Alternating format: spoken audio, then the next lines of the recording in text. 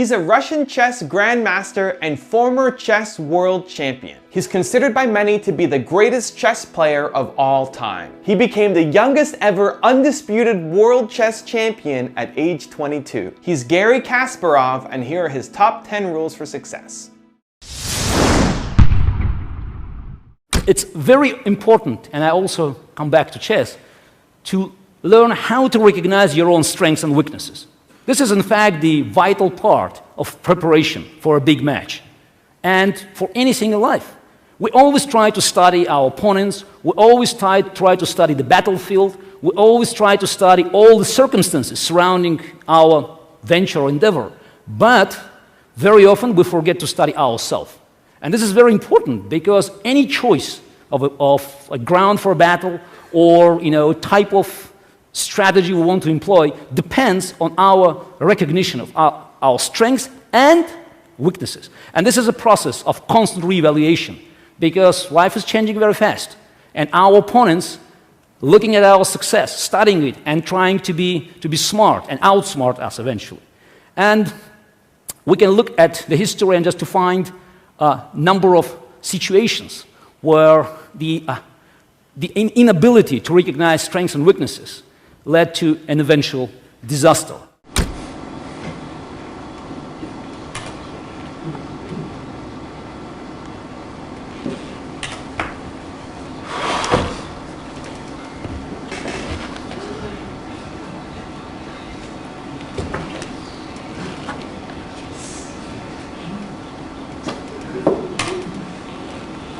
It's up to us what we want to do with our success, because eventually if we are successful, we just have to make a conscious decision what's next. And for me, there was always a next station because it was not enough for me just to win. I always wanted to make the difference. It could also remind us of success of Alexander Bell, the inventor of telephone, who had a stack of notebooks where he recorded every failed experiment. So if you work really hard, you can find the winning spot, even in the midst of your numerous failures. I think the ex-speaker of US House of Representatives, Newt Gingrich, hit the right points when he said that perseverance is a hard work you do after you get tired of doing hard work you already did.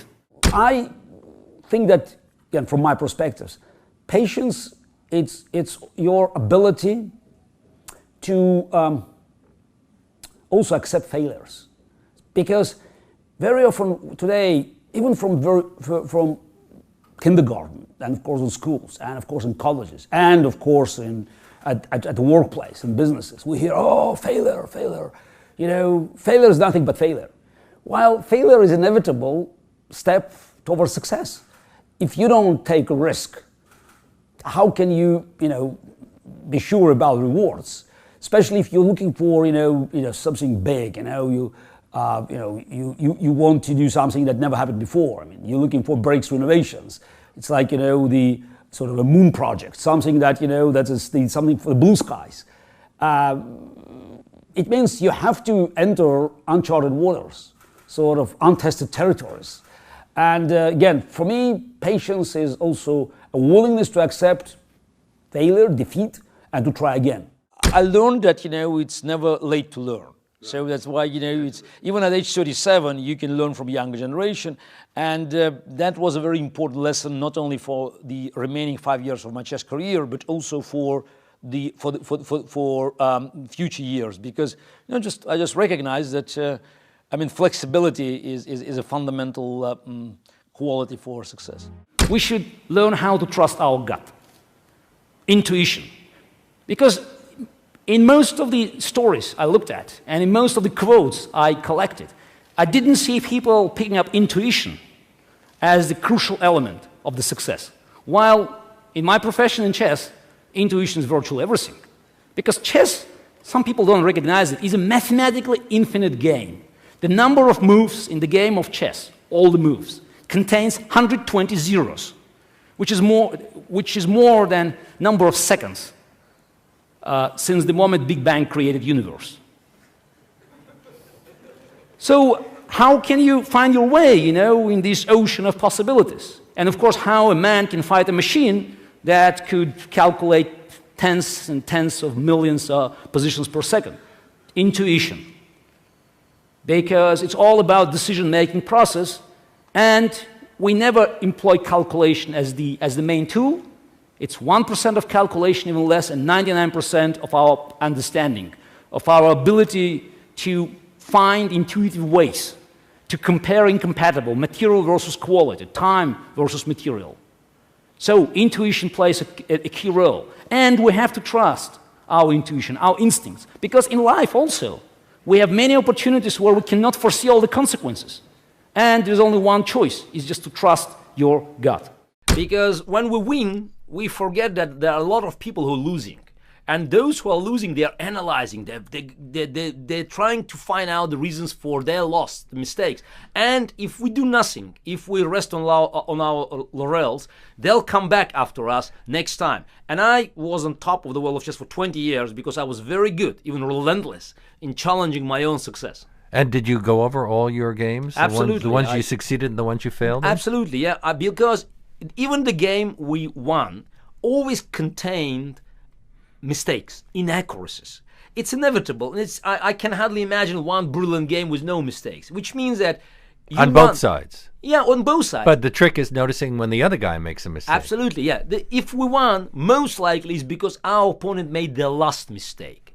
But he made the last mistake, and he's definitely analyzing the game, and he'll find what we did wrong in the previous stage of the game. So what is important is to find it first, and to make sure that next time when he's trying to actually surprise us with something, we'll be one step ahead.